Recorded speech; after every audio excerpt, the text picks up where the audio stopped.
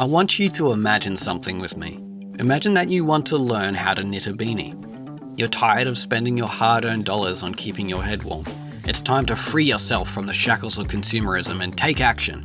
So what would we do in today's day and age?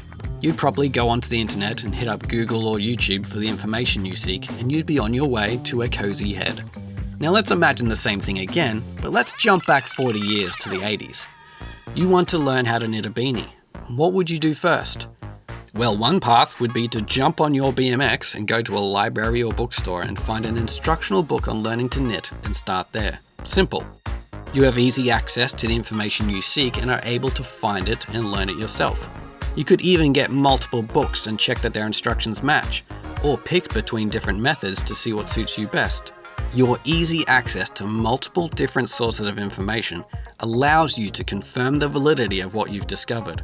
Now let's jump back even further. Let's say about 700 years to the 1300s. You want to learn to knit a beanie. What do? You aren't wealthy, so you have no access to books, which are an extremely rare luxury item. There are certainly no computers.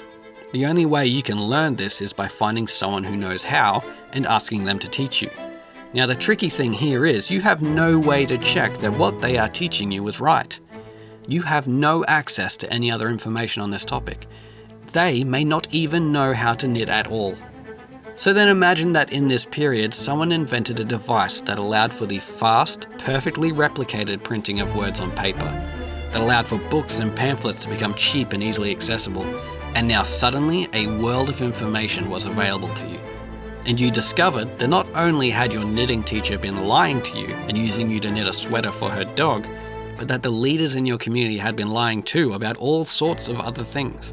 And that it turns out your king isn't a god like he claims, just an insecure, power-hungry man.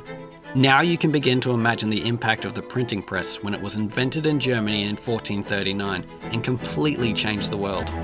It was revolutionary in the truest sense of the word. This sounds like a process worth discussing.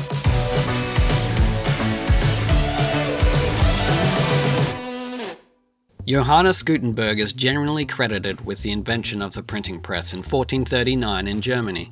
And yes, he is rightly celebrated because it was his invention that spawned a complete revolution in Europe and in turn completely changed the Western world. However, his famous Gutenberg Bible was not the first printed book, nor was he even the first to print. Paper was invented in China, so it's only fitting that it was also the people of China who were the first to invent printing, using a process called woodblock printing. A process that seems to have been used in China even before 220 CE, over 1200 years before Gutenberg. This process involved getting a flat surface of wood and very carefully carving it out so that the only remaining surfaces at the original flat level are in the shapes you'd like to print. Ink is applied, which doesn't touch the carved away recesses, only the remaining uppermost surfaces.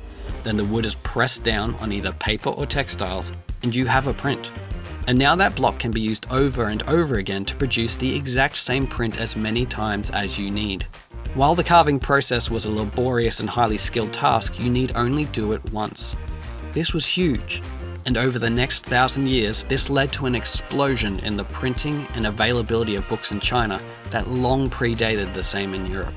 Now, if you know some of the history of the printing press, you may argue that that's all well and good, but it was Gutenberg who invented the movable type process, whereby he molded metal tiles of each letter needed that could then be laid out and arranged to spell any word, thus removing the laborious process of carving out each character all over again for each new print. Well, 400 years before Gutenberg's press, a Chinese artisan and engineer named Bi Sheng made the world's first movable type system, crafting characters out of clay.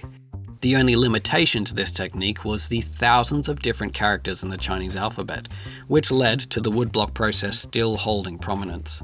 It was still often more efficient to carve the character you wanted, especially for a skilled artisan, rather than search through such a deep library of characters. This is where Gutenberg had an advantage. Working with the Latin alphabet, he would only need around 24 different characters, making the movable type system the perfect process to take over the European world. Gutenberg combined the process of the mechanical press used widely in wine and olive oil production in the Mediterranean with the principles of block printing adapted to use movable type. The type would be laid out on a wooden frame with ink applied, and then a heavy wooden screw would be turned to apply even flat pressure to a piece of paper, pressing it into the inked type. This process could produce 250 one-sided printed sheets per hour, and as the process was refined and perfected, that number rose to 8,000 sheets per hour by the mid-19th century. And just like that, a revolution in literacy and education for the public began, which birthed a reformation of religion and governments and the way we saw our world. Scientists, leaders, artists, revolutionaries, and storytellers could all now share their work easily and widely, and this led to a vast expansion in human consciousness. So the next time you have a moment where you want to learn something, and you jump onto your phone and look it up in seconds, pause and consider that this freedom to access knowledge is part of a process that began thousands of years ago in China with carving shapes into wood. The explosive potential in humankind sharing our thoughts and ideas to a wide audience lay dormant for so long, until it was paired with the right process. By the 1800s, we had the printed word easily and widely accessible. So what was the next step in refining the process of how we communicate? It wasn't about breadth of reach anymore, but now speed. How do we communicate over vast distances beyond sight or hearing, but quickly? And that's what we'll be getting into next time, as we uncover yet another process that is part of the larger, never-ending process that we call communication.